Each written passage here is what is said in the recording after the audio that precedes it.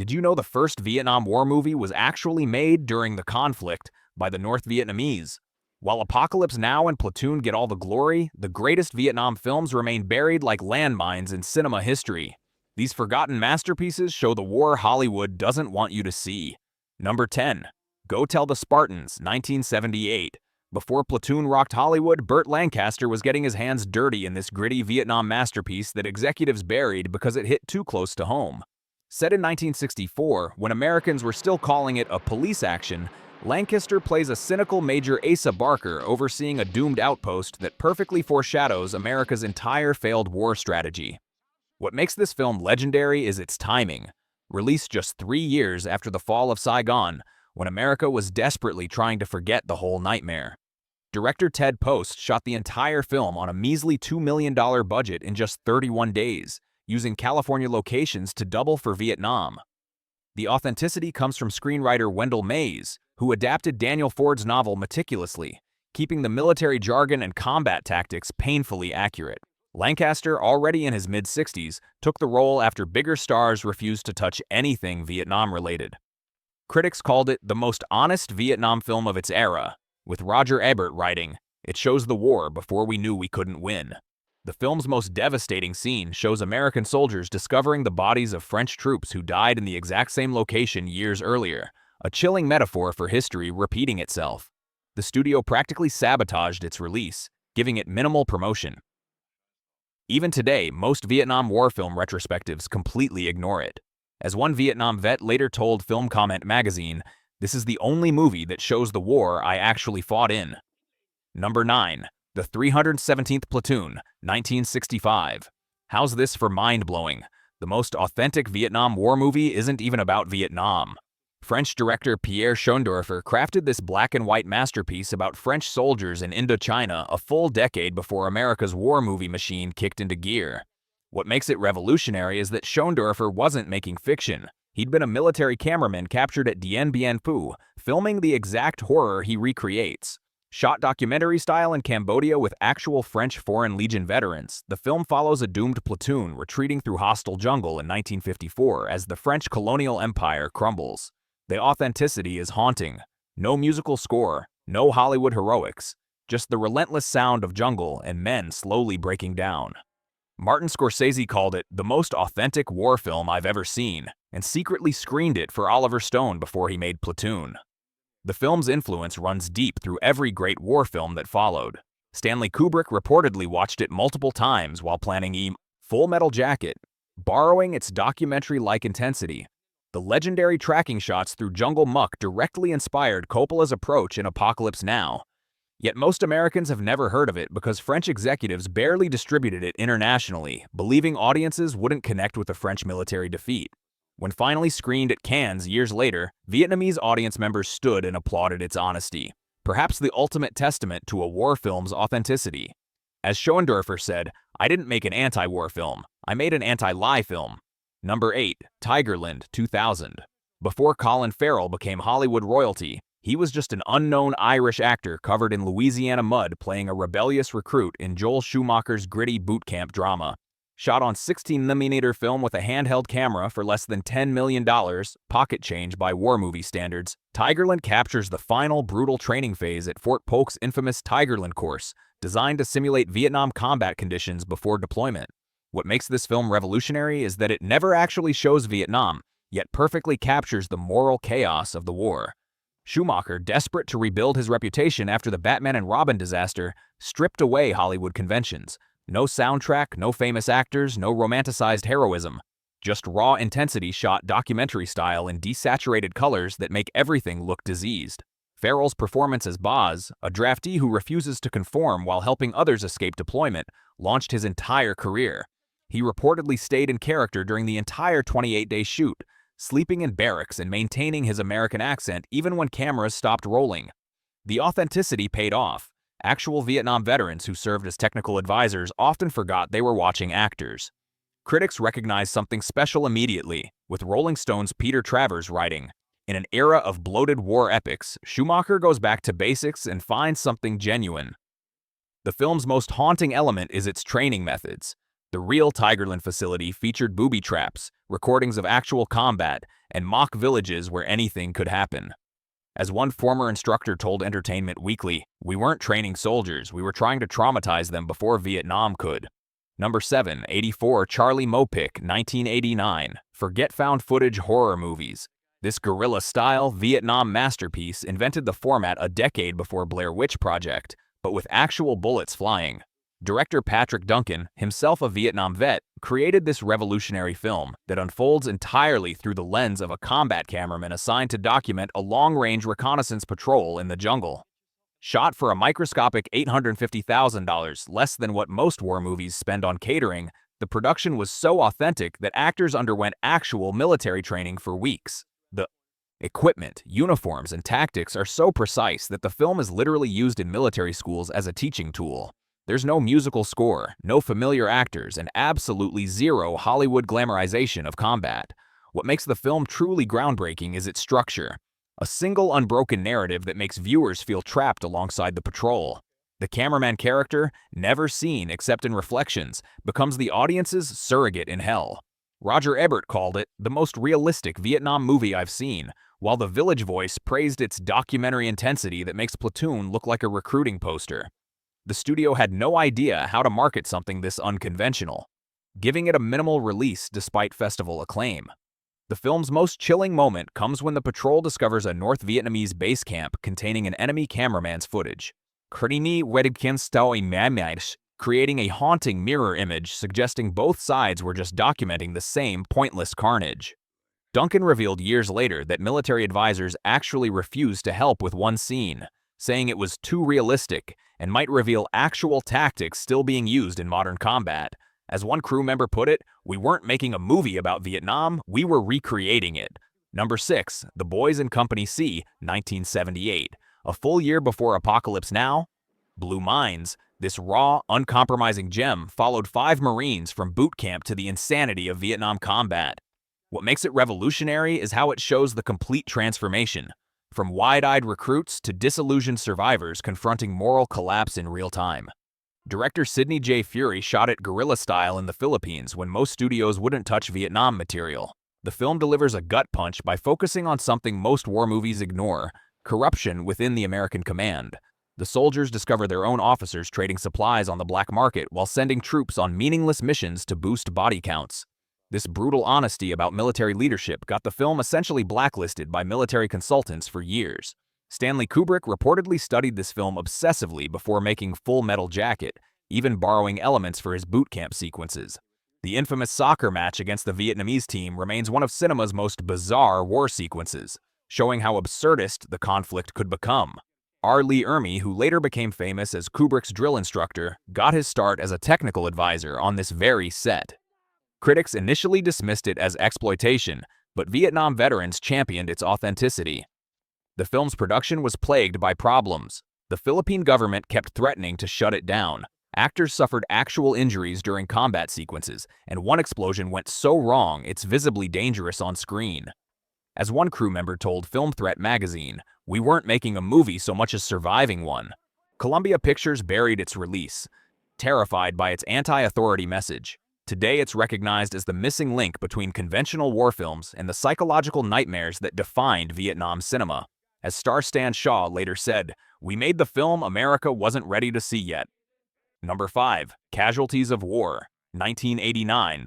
Brian De Palma's devastating moral nightmare might be the most disturbing Vietnam film ever made, which explains why audiences avoided it like napalm. Based on an actual war crime, it follows a squad of soldiers who kidnap, rape, and murder a Vietnamese village girl while Michael J. Fox's character tries desperately to stop them. The film's unflinching portrayal of American atrocities was so controversial that theaters in military towns refused to show it. Sean Penn delivers a terrifying performance as Sergeant Meserve, staying in character even off-camera to the point that he and Fox barely spoke during the grueling 88-day shoot in Thailand. The production was cursed from the start. Monsoons destroyed sets, Penn was hospitalized with tropical illness, and death threats arrived after veterans groups learned about the subject matter. What makes this film essential is how it confronts America's darkest Vietnam legacy, the dehumanization that turned ordinary young men into monsters. De Palma uses his signature split-screen techniques and tracking shots to make viewers complicit in the horror. The film's most harrowing sequence shows Fox's character attempting to report the crime while his superiors actively work to bury it.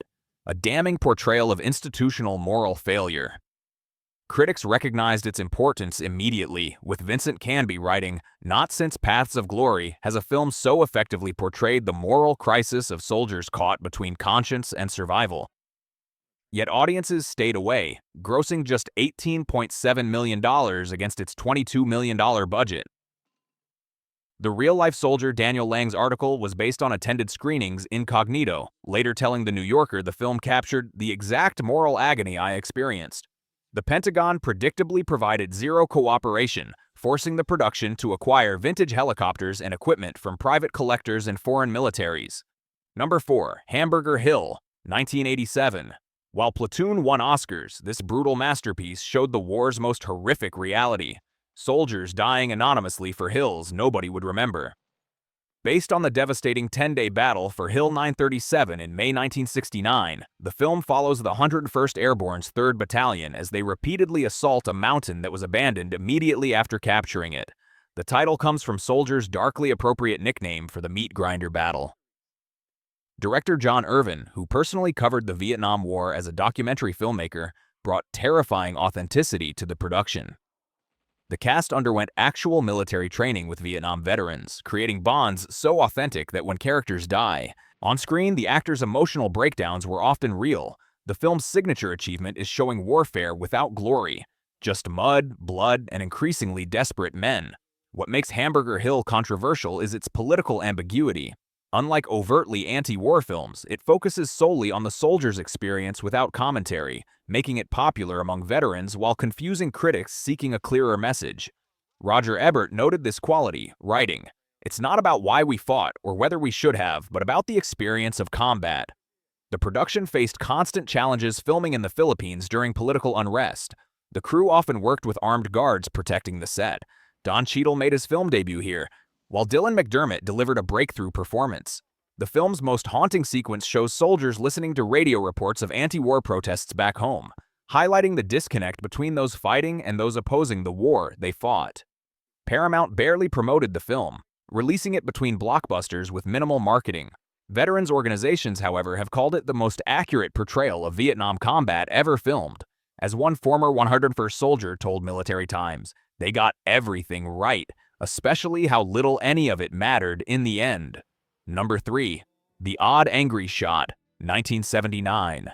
Everyone forgets the Australians fought in Vietnam too, which might explain why this darkly comic masterpiece remains virtually unknown in America, despite revolutionizing how war films balance humor and horror. Following Australian Special Air Service troops through their tour, the film shows something American Vietnam movies rarely capture: the crushing boredom between brief moments of terror. Director Tom Jeffrey assembled an all-star Australian cast, including Brian Brown and Graham Kennedy, creating what's essentially a workplace drama where the workplace happens to be war. What makes it groundbreaking is its refusal to portray soldiers as either heroes or victims, just professionals doing a job they increasingly question. The title itself comes from the sporadic nature of their combat, occasional shots fired during weeks of card games and beer drinking. The film shocked audiences with its tonal shifts. Soldiers joke about sex 1 minute and witness horrific death the next, all with the same emotional flatness.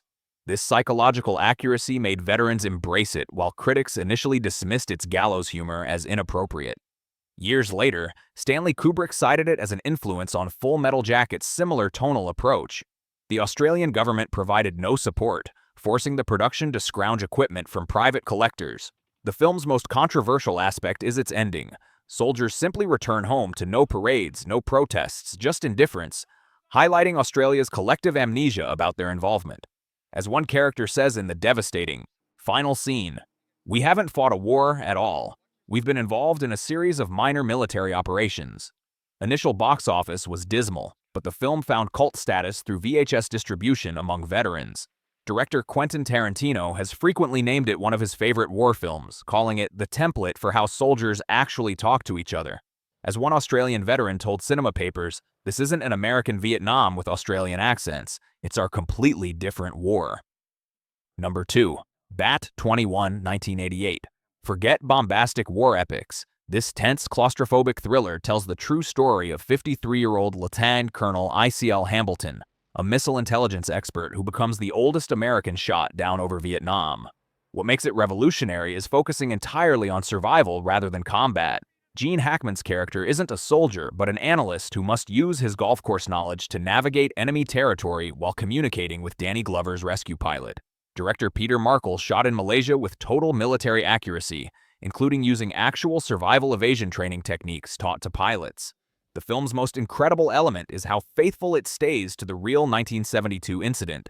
Hambleton actually did use golf courses as code, naming each destination after holes from his favorite courses back home. This bizarre true detail creates an almost surreal contrast between leisure sport and desperate survival. The Pentagon initially supported production, then withdrew when the script revealed uncomfortable truths about rescue priorities. The real-life mission diverted resources from major operations and cost several lives to rescue one high-value intelligence officer, raising questions about who was considered worth saving. This moral complexity gives the film unexpected depth beneath its thriller surface. Critics praised its stripped-down approach, with the Washington Post calling it a Vietnam film that feels like it's actually about Vietnam, rather than Hollywood's idea of it. The production faced constant challenges. Jungle conditions destroyed equipment, venomous snakes invaded the set, and the Malaysian government kept threatening to revoke filming permits over content concerns. The real Colonel Hambleton served as a consultant despite military pressure not to participate. His most significant contribution was insisting the film show the psychological toll of watching others die during his rescue, something initial drafts minimized. As Hackman told Entertainment Weekly, this isn't a war film so much as a film about the debt soldiers owe each other, sometimes at terrible cost. Number 1. The Siege of Firebase, Gloria, 1989. R. Lee Ermey doesn't just play a Marine, he was one. This forgotten masterpiece stars the real-life Vietnam veteran and Full Metal Jacket drill instructor in his greatest role as Sergeant Major Hafner, defending an outpost during the Tet Offensive. What makes this Australian-produced gem revolutionary is showing the battle from both sides, cutting between American defenders and Vietnamese attackers with equal complexity. Director Brian Trenchard Smith shot in the Philippines with a budget so small that real combat veterans had to step in as technical advisors, actors, and sometimes crew. Ermey didn't just star, he rewrote dialogue, designed tactical sequences, and performed stunts too dangerous for anyone else. When a character disassembles a weapon blindfolded in one scene, that's Ermey actually doing it using skills from his military service. The film's most controversial element is its portrayal of Vietnamese commander Cao Van, shown as a complex strategist rather than a faceless enemy. This balanced perspective was virtually unprecedented in Vietnam cinema of the era. Wings Hauser delivers an equally powerful performance as a psychologically damaged officer whose combat effectiveness raises uncomfortable questions about what makes a good soldier. Critics who actually saw it were stunned by its authenticity, with film threat writing, "This feels less like watching a movie than reading a memoir written in blood."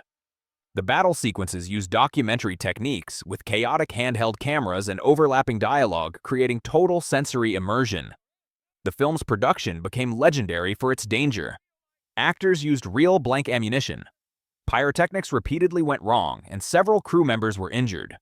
Despite festival acclaim, it received minimal theatrical distribution before finding a cult following among veterans who call it the most accurate combat film of the era. As one former Marine told Military Times, "Watching it gave me flashbacks, not to Vietnam itself, but to the feeling of being there." From forgotten masterpieces shot during the war to overlooked gems buried by studios, these films show the Vietnam you've never seen on screen. Did your favorite make the list? Or did I miss something that deserves more recognition? Let me know in the comments below. And here's the real question: have filmmakers sanitized Vietnam over time? Are we now comfortable with a war that should make us anything but comfortable? Share your thoughts and keep the conversation going.